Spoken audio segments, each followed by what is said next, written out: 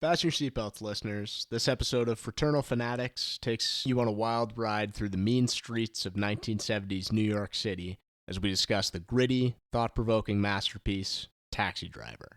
Directed by Martin Scorsese and featuring Robert De Niro in one of his most iconic roles, this film dives deep into the complexities of isolation, obsession, and morality, delivering a raw and unforgettable portrayal of urban life. So whether you're a diehard fan or new to this cinematic classic, we're here to guide you through every unsettling twist and turn of Travis Bickle's fractured psyche.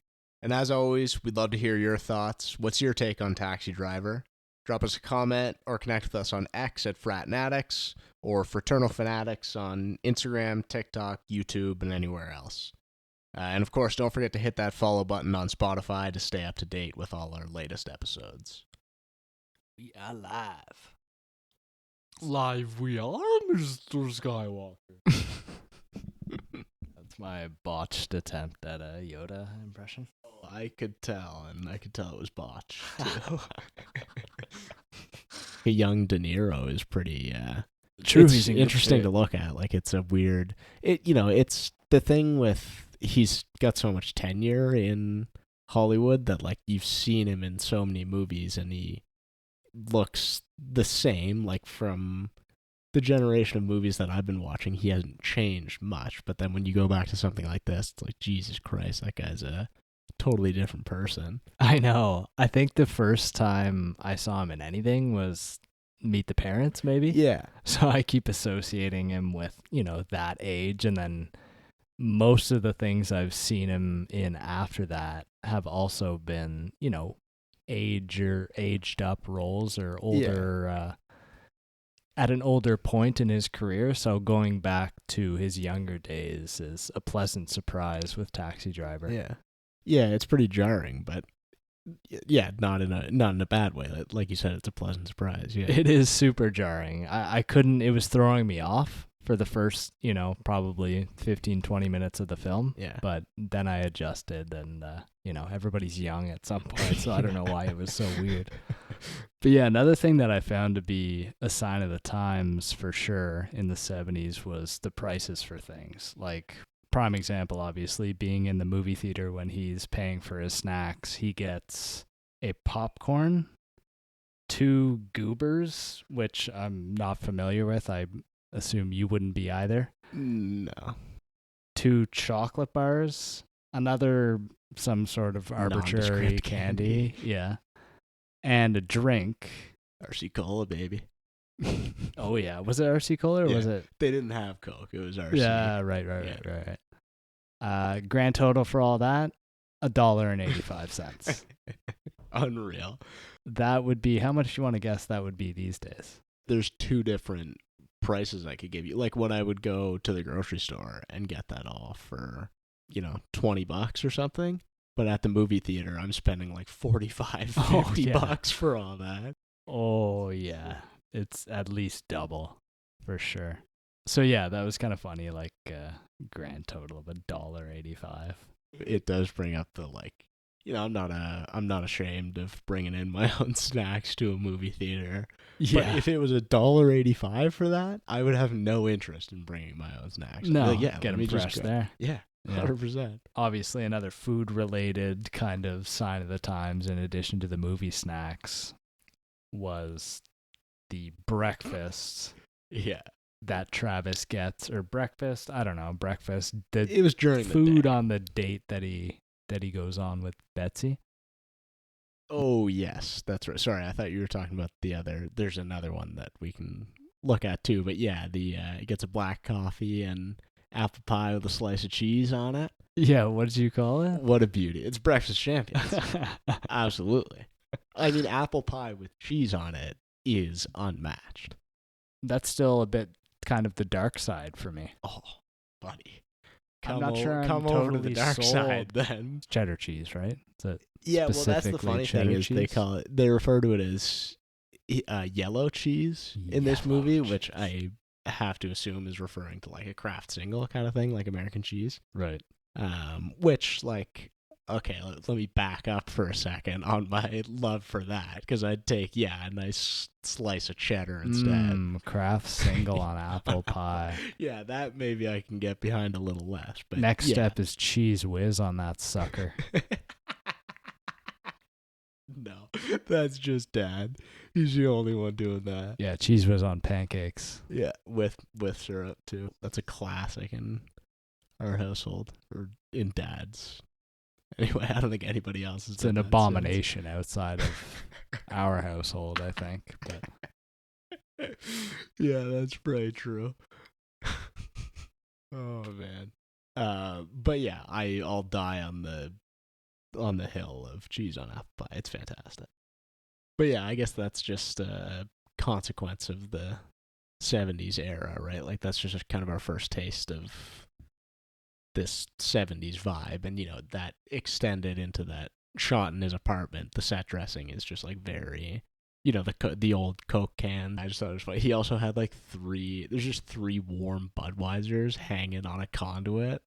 Just like in his apartment, like not in the fridge, not cold beer. They're just probably piss warm. I don't know what he's doing. They were with those. like unopened beers? Yeah, they were just like still in the rings, hanging on a conduit. Like, what are you doing with those? Didn't notice that. Yeah.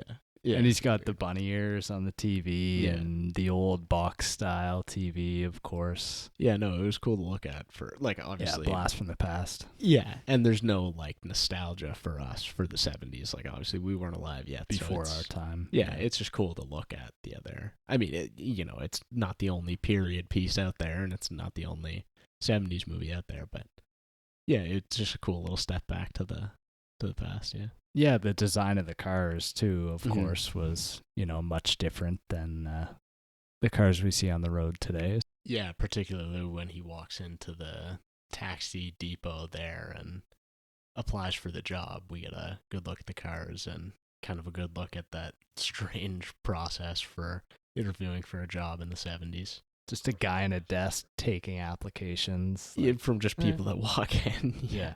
Yeah, no, much easier than today's day and age where, you go through how many sets of interviews before you can actually get a job. Yeah. And it's funny that just like the question of, I can't remember exactly what he asked, but like, do you use drugs? Do you drink? And he's like, no. Yeah. That's all it is. No background check, no checks and balances, nothing like that. Yeah, exactly. Oh, you're good to go. You seem like looks like you got a solid pulse. Dude. Yeah. Well, yeah, and it's just, it seems a little bit suspicious. Maybe he's asking to work like long shifts and he doesn't get any sleep. And that could be kind of a red flag for somebody who's driving people around the city. Are you at risk of getting into an accident then if you're sleep deprived? Yeah. And, and it's a dangerous game for sure. Yeah. Responsible for the people in the cab, but yeah, he's not in a state to do so. Yeah, the insurance premium for that guy would be huge. Yeah, off the charts. So that makes the environment clear very early on. We're seeing through Travis's eyes the red light district and the seedy characters in the back of his cab. So we need to consider that moving forward. Yeah, well, it's a wonder he can even get around without GPS these days. Like, he's just got that thing mapped out in his head and on lock the whole city. I mean, it's a big place. Yeah, I don't know if that's a knock on us, or are we, like challenged in that we have to use a GPS to get around our own cities. But yeah, no, it must be, I guess being a cabbie, you'd have to make an effort to really know your city and know how to get around, and working as much as he does too for the long hours that he does. I would assume that just with time and experience, you'd know the cities well enough. Yeah, you'd get it mapped out eventually. But yeah, credit to him for his encyclopedic knowledge. I guess for real. Anybody, like, it's funny too. We're saying this as it's like a piece of his character, like a poignant part of his persona. But it's like this would be every actual cab driver in like the 70s, 80s, like before GPS came around. It's Sure. like this is a very real problem that people would have had to deal Yeah, with. it would be out of necessity, right? Yeah, I'm 100%. sure you'd have a map on you if need be, but you probably wouldn't want to waste too much time looking for a map if you're looking to rack up those fares, Yeah, make a and- living, put some food on the table. And even at that, what are you going to do when you're driving? Pull out the map and refer to it? Like one hand on the wheel, one hand trying to hold up this massive map in the passenger seat? You got to do what you got to do. I guess so. Now that we've gotten a sense of our setting, the gritty streets of New York City, let's get into the character of Travis Bickle a bit. Yeah. You know, what makes this guy tick? Obviously, early on in the movie, the first scene whenever he's applying for the job with the taxi company, he states that he's an honorably discharged Marine. Mm-hmm. Putting together the pieces of the time period, we're likely led to assume that he was involved in the Vietnam War. Yep. And as with many people who go to war, they bring a lot of trauma back with them. PTSD is obviously a huge ailment in soldiers and people who have seen combat. So there's always that lingering feeling throughout the movie that when it comes to Travis, you have to have some sense that he's dealing with probably some internal trauma like that from past experiences in the war. Yeah, for sure. Yeah, I mean, it's not something that's gone into in the movie. Like, they really don't bring it up, other than, you know, like his proficiency with weapons and stuff like that. Like, there's really, and the jacket and stuff, there's really no mention that he would be a soldier. But yeah, under the surface, you can clearly see that he's dealing with a lot of inner dialogue and like, yeah, he's got a tortured past, I guess. Yeah, Unspoken horrors that he's seen, likely. Yeah. Probably speaks a lot to the reason why he wants to stay up all night and doesn't sleep a lot and just wants to be up, because, you know, you can imagine the type of dreams he's likely having too. Yeah, nightmares more so. Yeah, it's probably more accurate. And you mentioned his jacket too. I think he kind of wears that as an ode to his former life.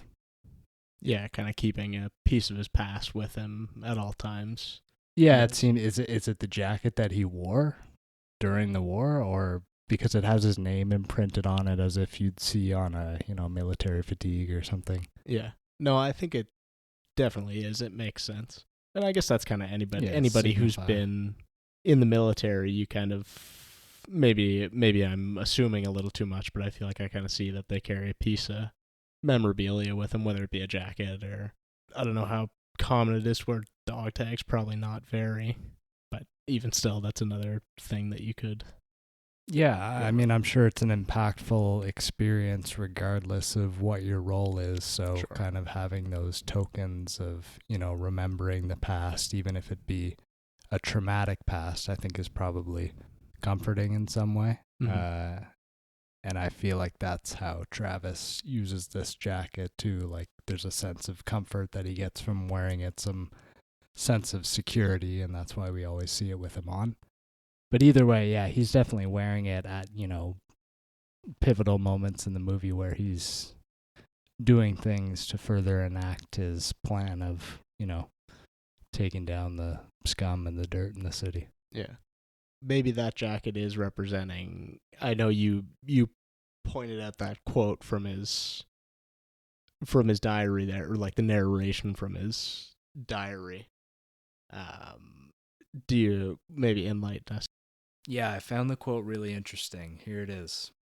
All my life needed was a sense of some place to go. I don't believe that one should devote his life to morbid self-attention. I believe that someone should become a person like other people. I feel like this is really good insight into Travis's mentality. You know, he feels like he should become a person like other people. So he doesn't, at that point, view himself as necessarily a person at all. like some sort of tainted, broken man, possibly, where the person has been completely, sucked, that he's devoid of being a person because of the harrowing experiences at war. Right.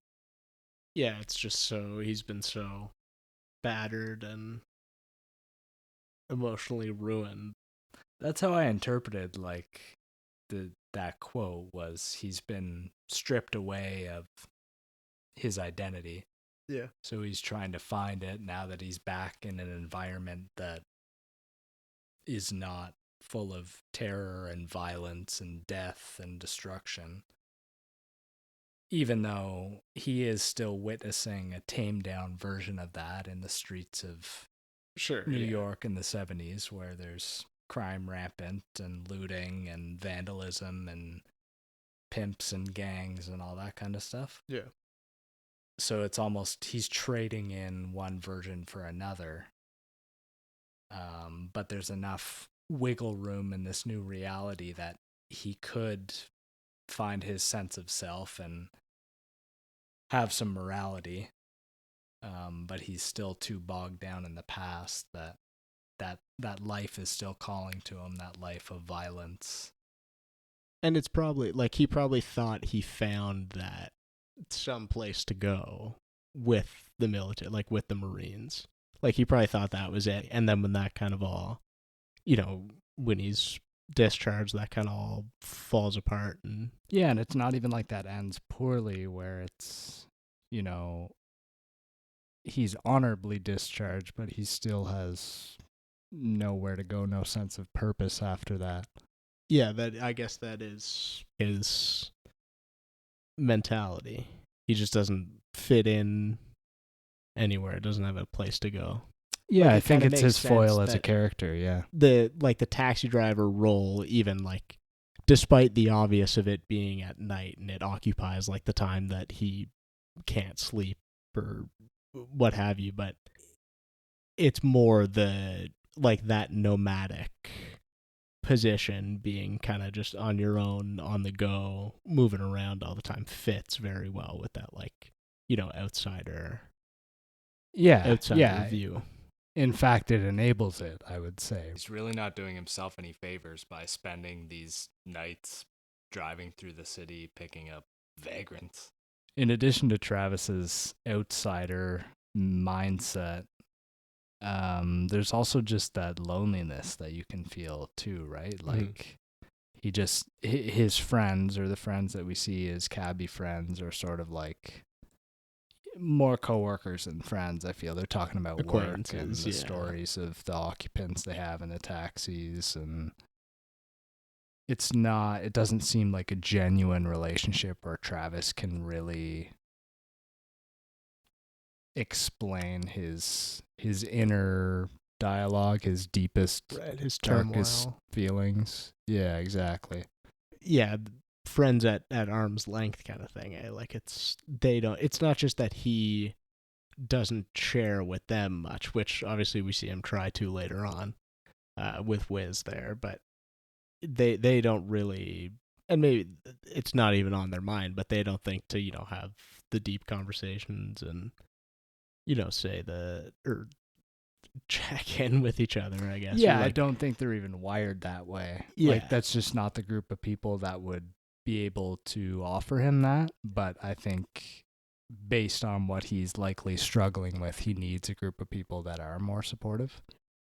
And then to boot, he's got a substance abuse problem, both with alcohol, as he's consistently drinking out of the flask he's usually got in his breast pocket, and the amphetamines that obviously keep him awake during his 16-hour jaunts through the city in a taxi. Even after that, we see that first shift that he has, and as soon as he's done, he pulls in to the parking spot and pops an amphetamine right away. Or I guess I don't know if those were amphetamine, whatever it was.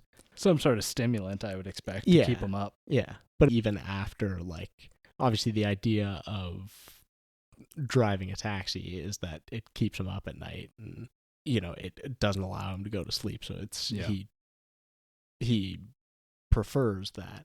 But once he's done that, when he probably could go to sleep, like body just exhausted, you just pass out, he chooses to take the amphetamines and stay up. Yeah, pops a pill and then walks down to the porn theater down the street and takes in a flick. So clearly, based on all that, Travis is a very troubled character. Yeah. We know that early on, and we see sort of him wrestling with that throughout the movie, him struggling with those dark thoughts. And you touched on briefly there about his conversation with Wiz, and I think that's a really pivotal moment in terms of whether or not he chooses to go through with his plan later in the movie to kill Palantine. Having explored Travis's emotional and mental state post-war and his grueling long hours as a cabbie, let's take a look at how these struggles manifest in his relationships with those around him. Yeah, the most prominent example early on in the movie being when he goes to the movie theater, or porn theater. Which let's just get that out of the way first. Clearly, a product of its time, but Sure. Looking back now in 2025, that's just the weirdest thing ever for people to collectively gather and watch porn together. It's such a hard thing for me to wrap my head around. Yeah. Like that anybody would go to that, and even like obviously he's not the greatest citizen, but even still, like it just seems like such a uncomfortable process and like not somewhere you want to be. But again, like you said, I have to recognize that like that is the product of the time. I get that's like it's not like they had the internet back then. There had to be a market for it, right? Yeah, it's true, and clearly there was. He wasn't the only one there. Well, and I remember seeing a scene just in one of the many sequences of just kind of driving the streets of New York City. There's multiple of these theaters lining the streets that Robert De Niro is driving down. Yeah. Well, even like the one he goes to at the beginning and the one that he takes Betsy to later, those are two different locations too. I believe so. Yeah, because one of them is the one is much bigger that he goes to with. Yeah, he's trying to, if he's going on a date, then he's got to go to the bigger one. Yeah, he's got to show off with the big wallet at the porn movie. Yeah. Size matters. But yeah, the interaction with that Travis has with the movie theater attendant, or the snack attendant, who he's buying his snacks from, a young woman, we get his first real sense of how he interacts with women, and obviously not great there. He doesn't have the best, doesn't put the best foot forward. Yeah, you could say. He doesn't seem to be the guy that makes a good first impression anyway.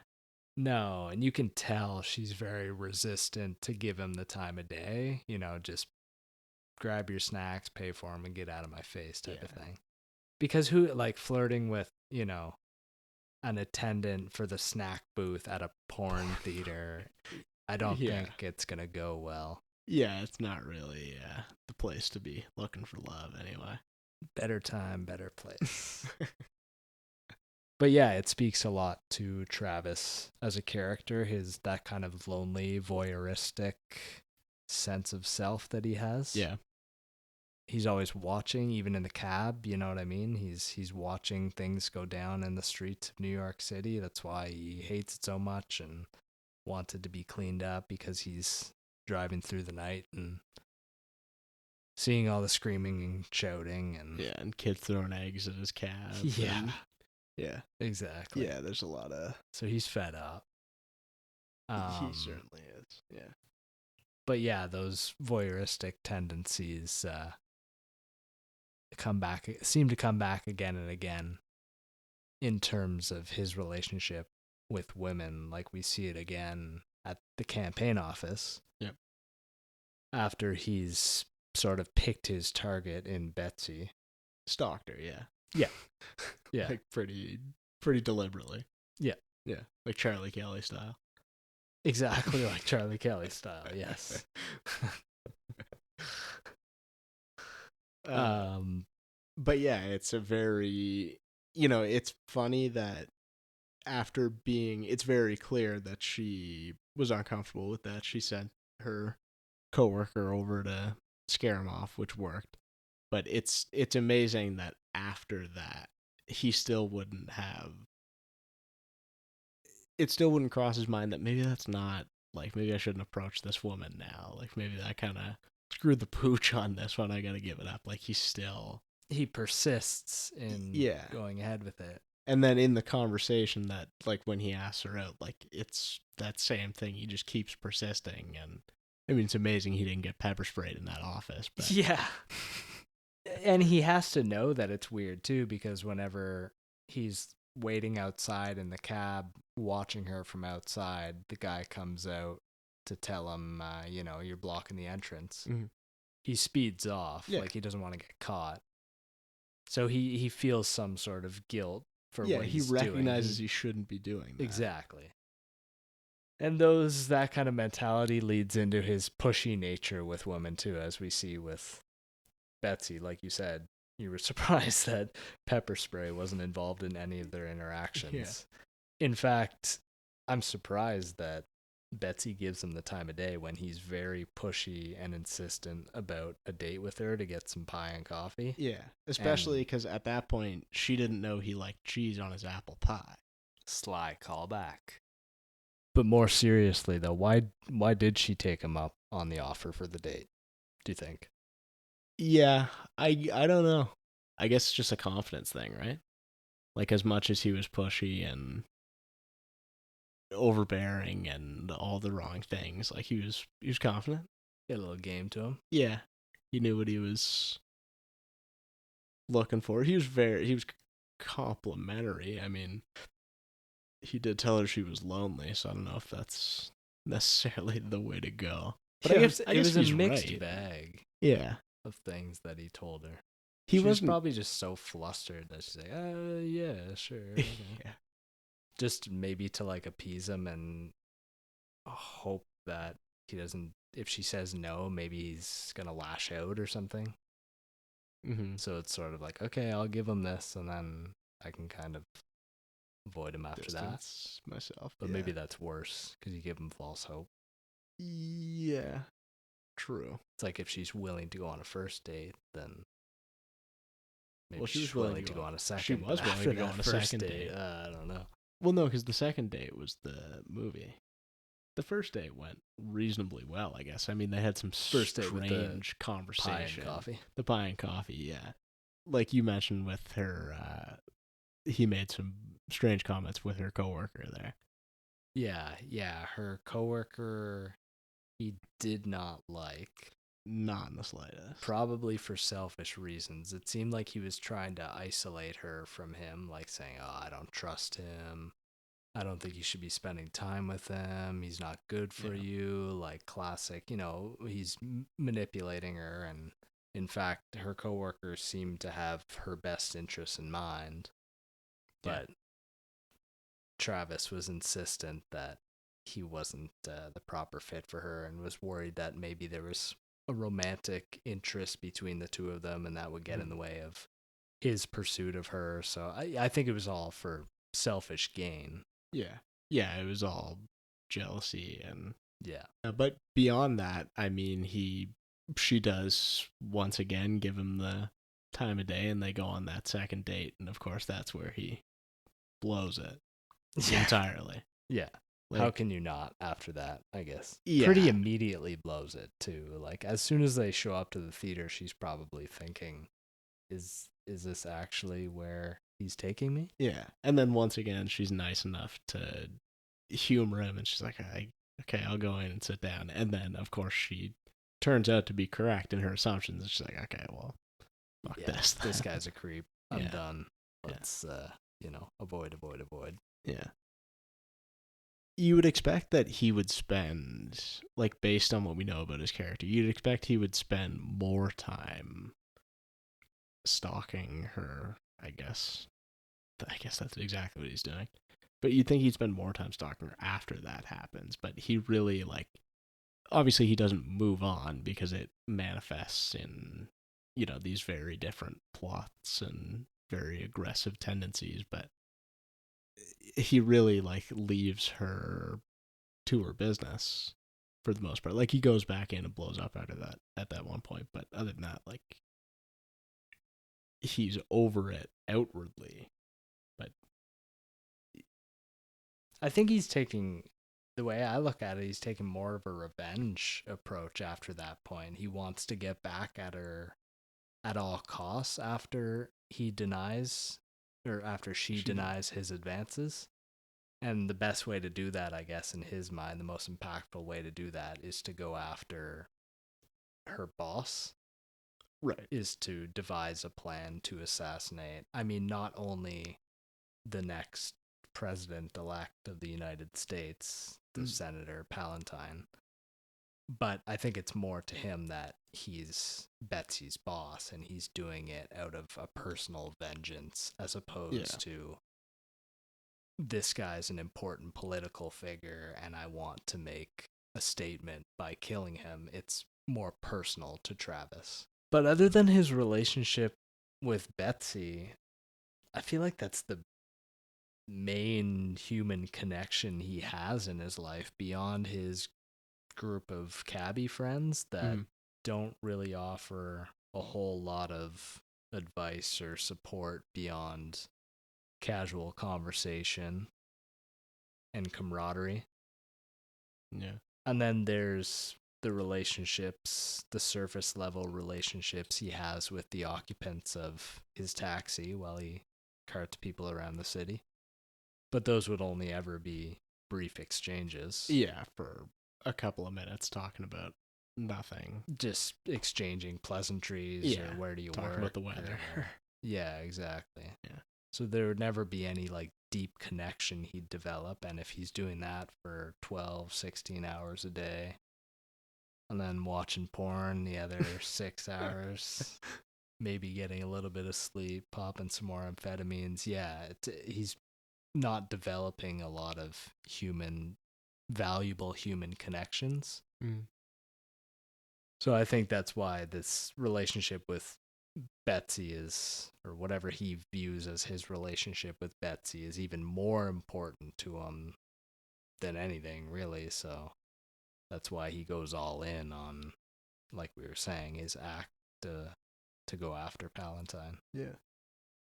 Yeah, no, he certainly, if nothing else about him, he's fucking dedicated to his Once plot. he sets his mind to something, yeah, carries it out. Yeah. After having taken a look at Travis and his relationships with others, I want to circle back to his internal struggles, specifically when it comes to sort of that transformation we see of him really embracing the chaos and setting himself on that path for violence and what I think he knows to be the end, too. He's willing to go out swinging or shooting, I guess, in his case. Yeah, I think at this point, it's no holds barred. He doesn't really, the consequences of his actions are not really, don't have any effect on him at this point.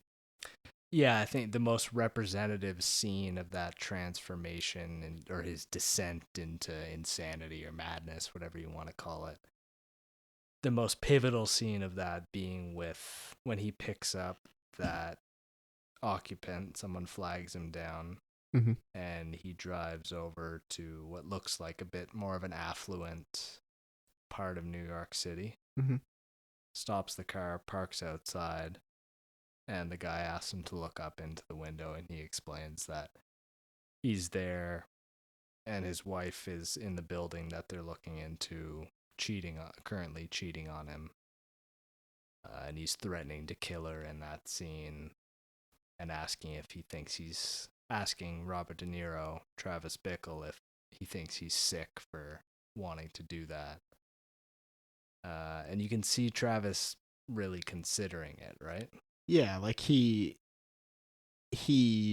thinks, and rightfully so, or it seems like he thinks that it is a pretty despicable thing to do, but it doesn't matter to him later on.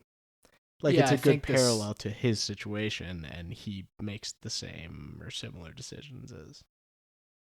Yeah, it probably, his comments about the filth of the city likely echo in his head in that moment of when this guy tells him about his perspective of this story of his wife being unfaithful and stabbing him in the back. And we don't see her perspective of the story. We don't know how it played out from her end. He could have, incited that through his own selfish means too, but we kind of get the sense to feel sorry for him and that he's the victim in this situation and that she's the one in the wrong. So maybe Travis is sort of lumping his wife in with the filth that he sees around the city, so he doesn't think that him wanting to blast her in the face with his 44 Magnum is that bad of an idea.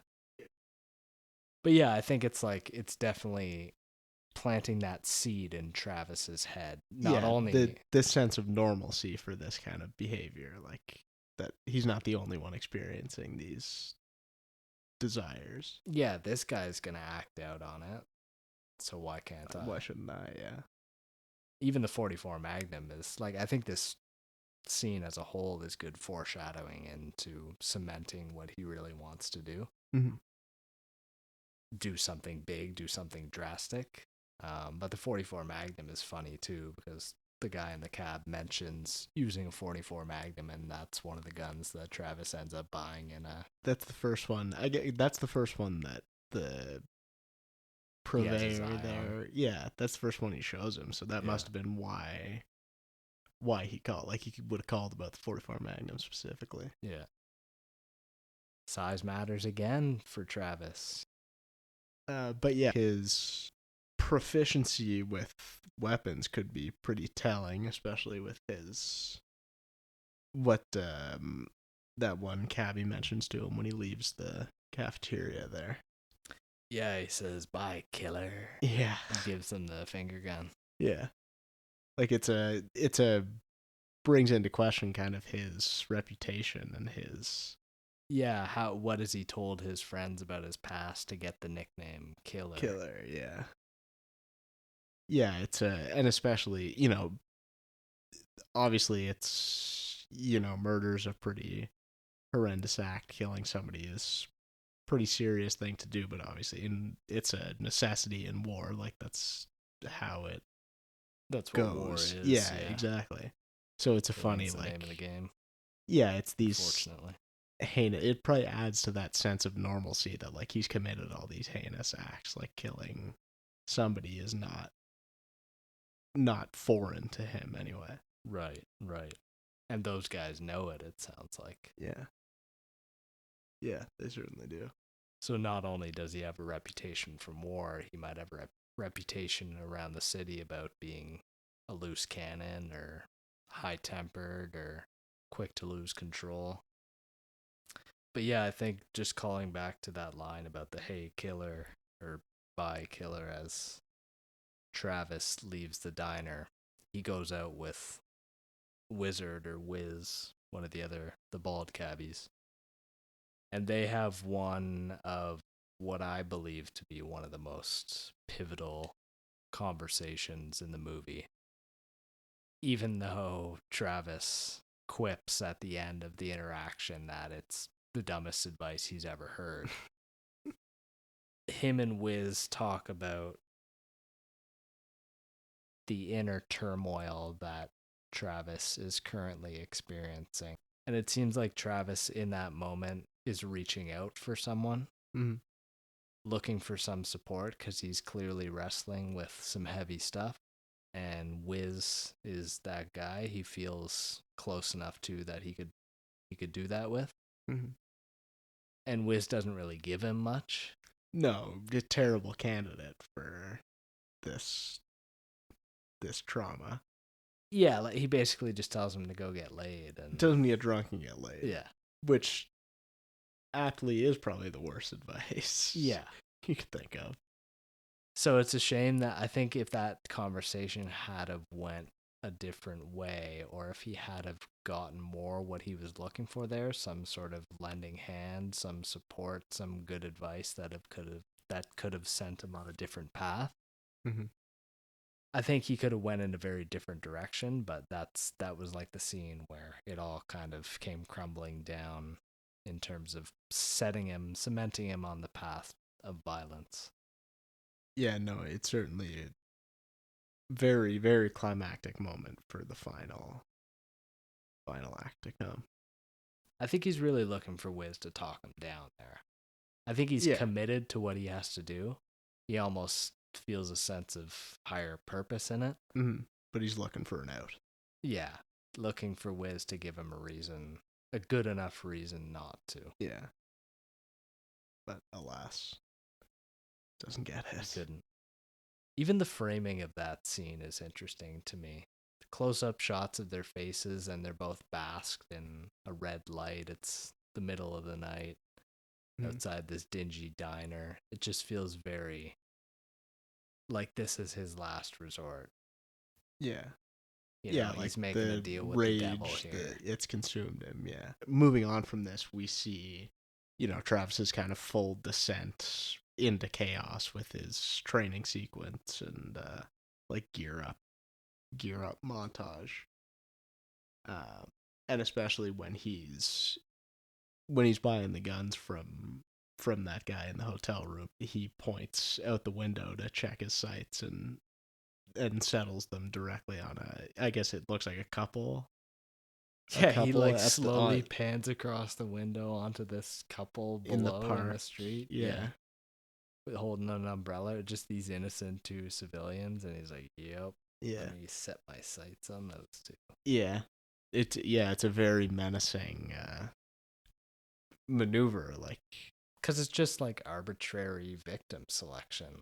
It doesn't even matter. He's so set on choosing violence at this point that anyone's a target. Yeah, it seems like. Yeah, and we really see that violence shows itself in the weapons he manufactures, right? Like that wrist-mounted slide gun, that Assassin's Creed style hidden blade, hidden gun. Yeah, big Ezio Auditore vibes there.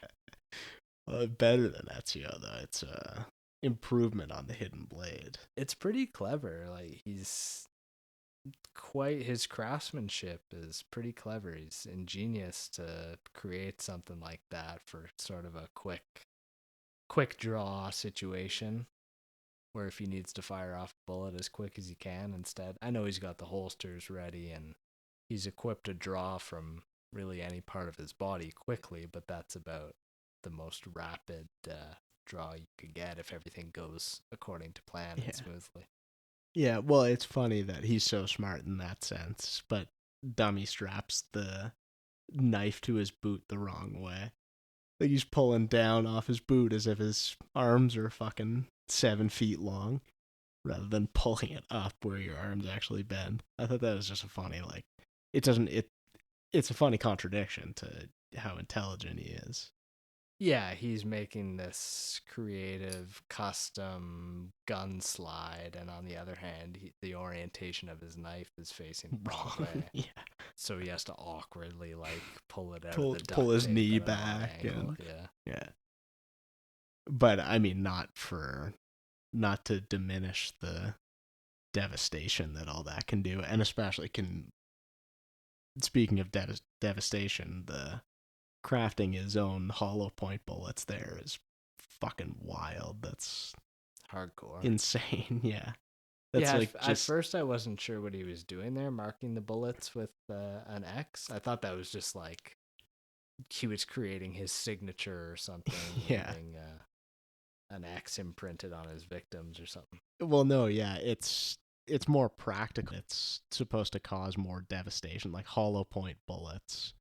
I don't think that's technically what it's called when you craft them yourself, but essentially the point, the very tip of the bullet is hollow, as the name would imply, which causes the pieces of shrapnel to break off, causing way more damage. So obviously, the intention behind creating your own hollow point bullets is purely, I want to do as much damage as possible to as many people as possible, I guess. Yeah. like we said before, he's going all out. Yeah, he's fully consumed at this point in chaos and rage. Well, he gets to release that chaos and rage in the convenience store hold up for the first time to put his what's he shoot the guy with? 44 Magnum? Is that what he No, uses it in was that like scene? probably just a 38 semi. Yeah, okay. Cause Anyways, shoots him yeah. right through the face. No real hesitation by him either. Like once Travis saw what was going on, he was grabbing some chips or something like that. Mhm. And once he saw the commotion that was going on, prepared himself, walked over, got into position, drew his gun, fired away, Yeah. dropped the guy.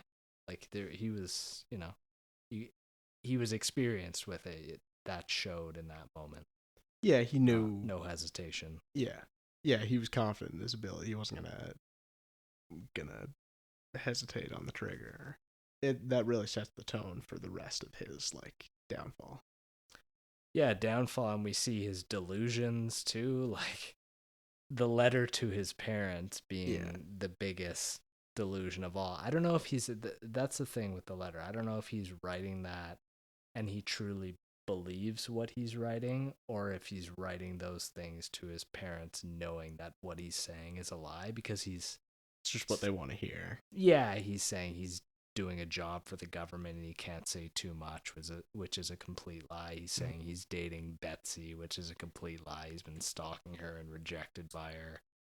So it's just he wants to provide them some comfort in that he's doing okay and is living this normal life, knowing that it's actually spiraling at the time. But I don't know if I get the sense more that he's aware that his life is spiraling out of control, or if he's writing those things to his parents in some sort of belief that those things are true. Like, what are your thoughts on that? Yeah, I think I do see where you're coming from with that he could be that deluded and think that that's the reality of his situation, but no, I think it's purely just he probably doesn't have a very good relationship with his parents and just figures after all this time. It seems like he hasn't contacted them in a while, hasn't talked to them in a while. So he's just saying yeah, this is probably what you want to hear. My secrecy is explained away by my confidential government job. And yeah, I think it's purely just putting on a facade for them.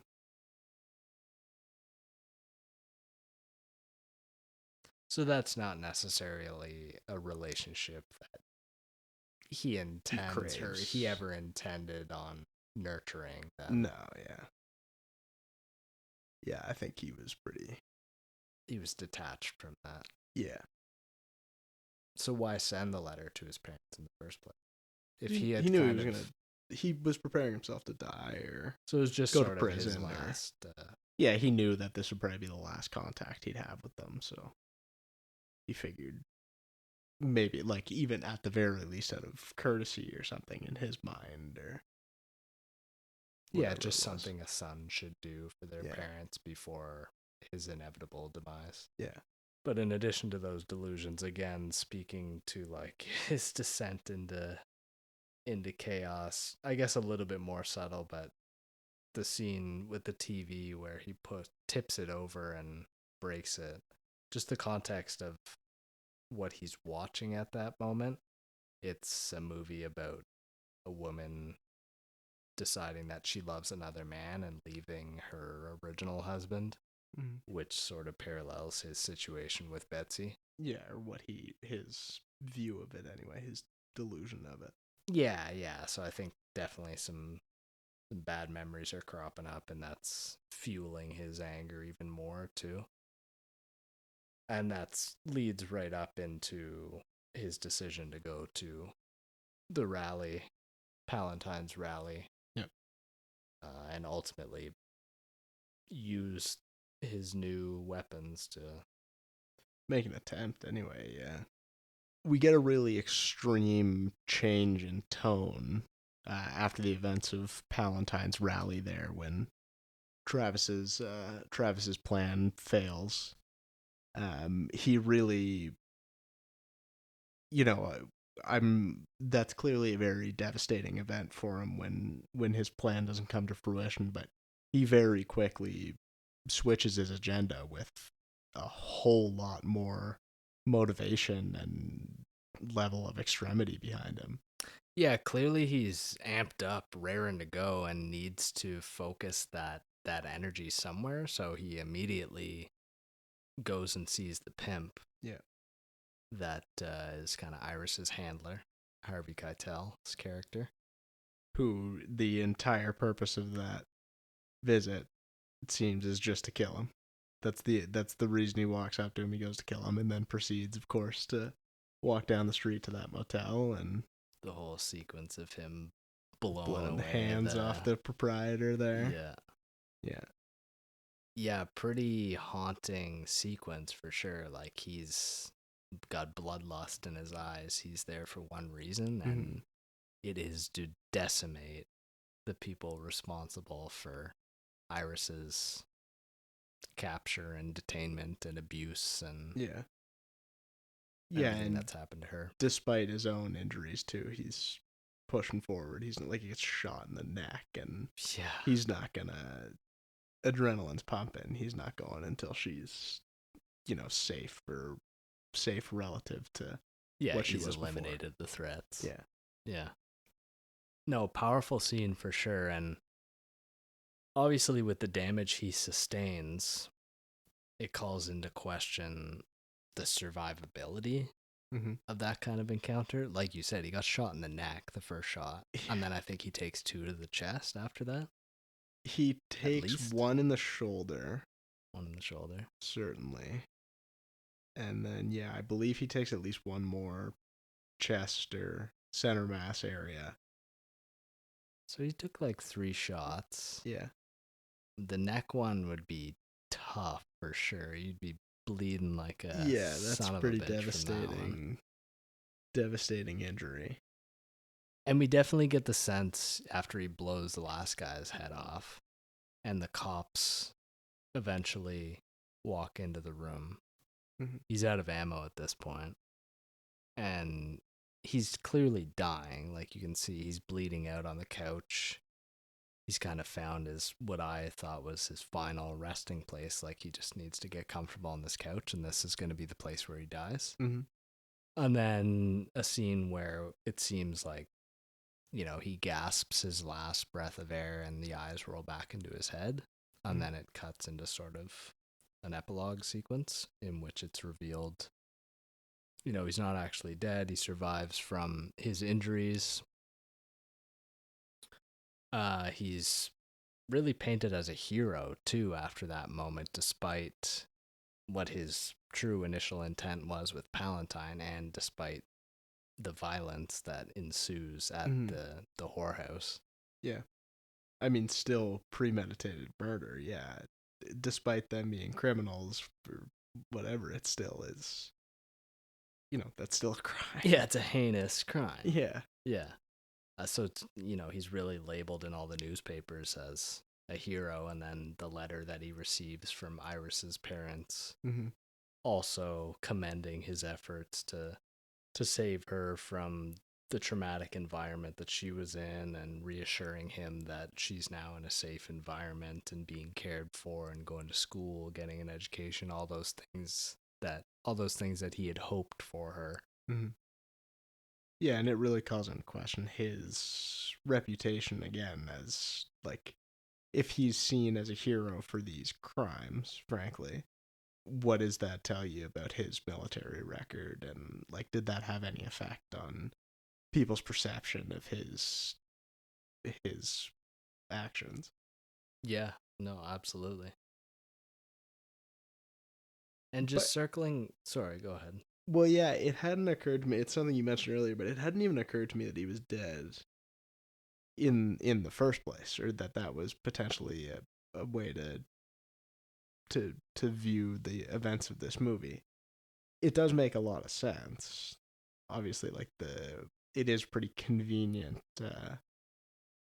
turn of events, especially like we mentioned with him being labeled as a hero for this as opposed to a murderer, and the sequence with Betsy in the backseat of his cab there.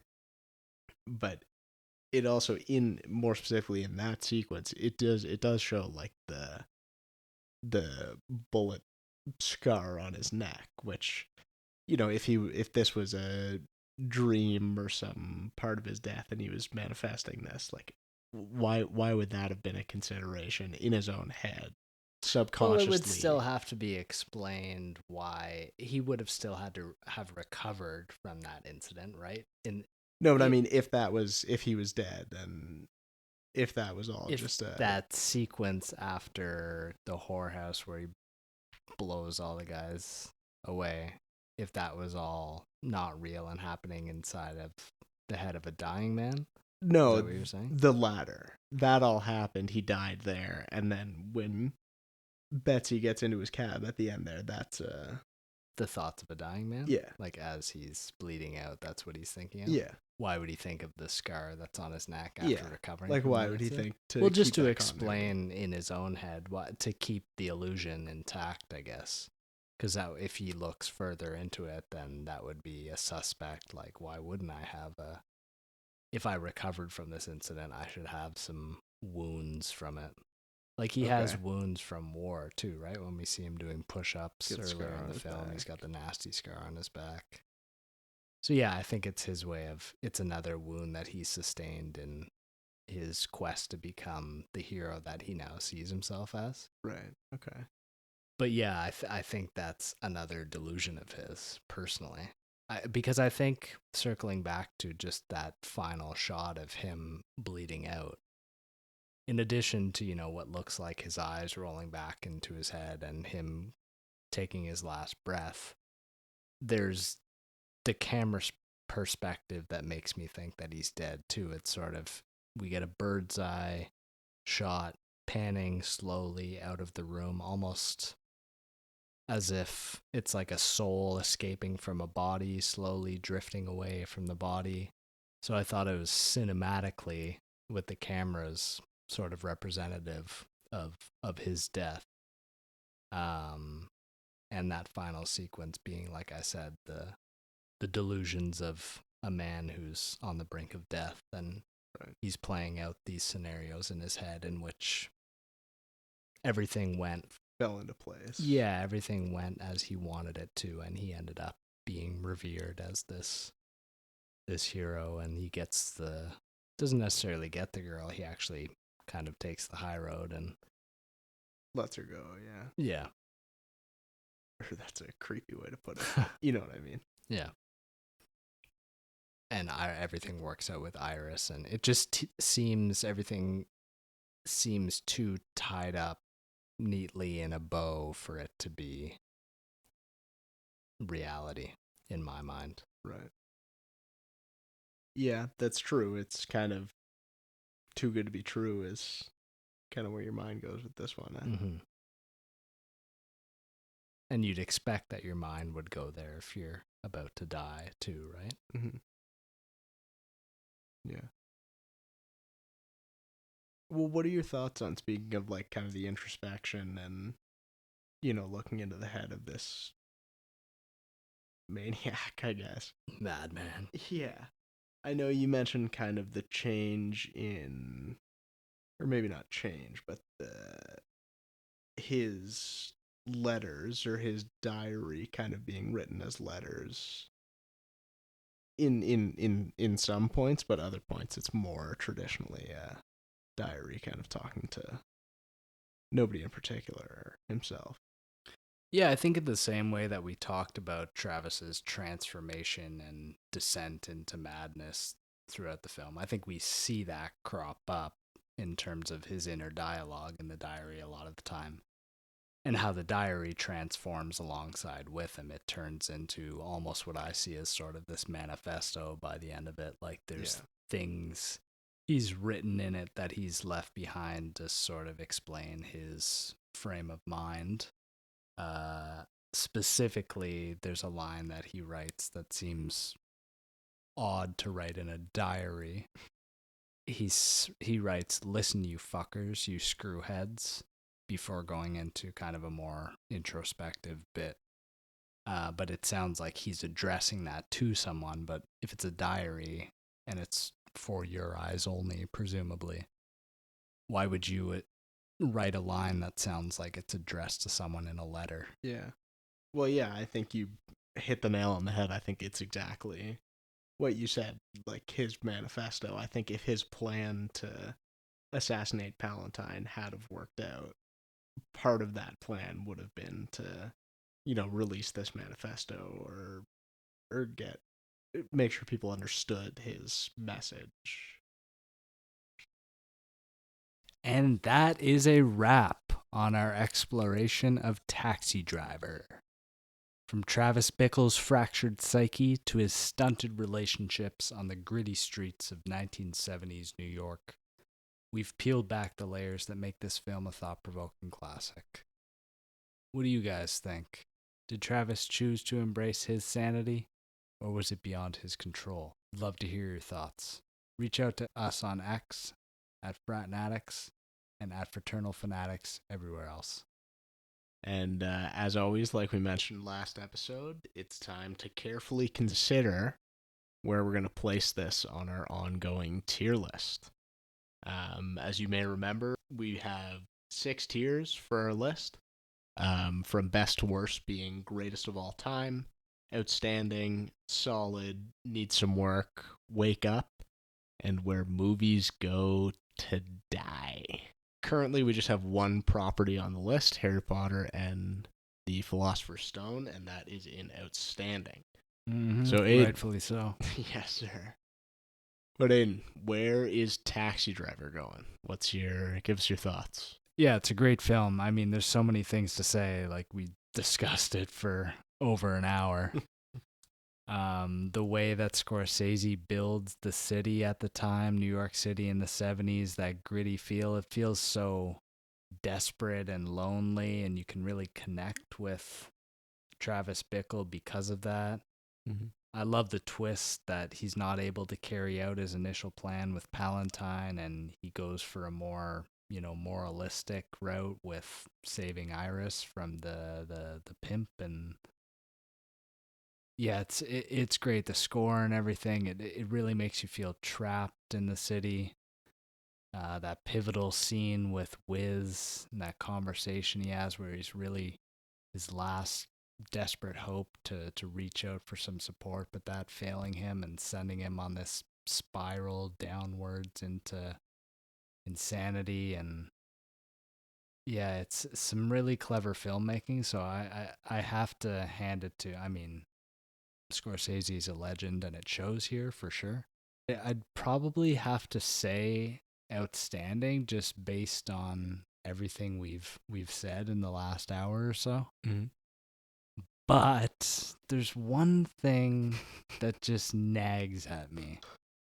Well, I'm a big breakfast guy. I love breakfast food. Sure.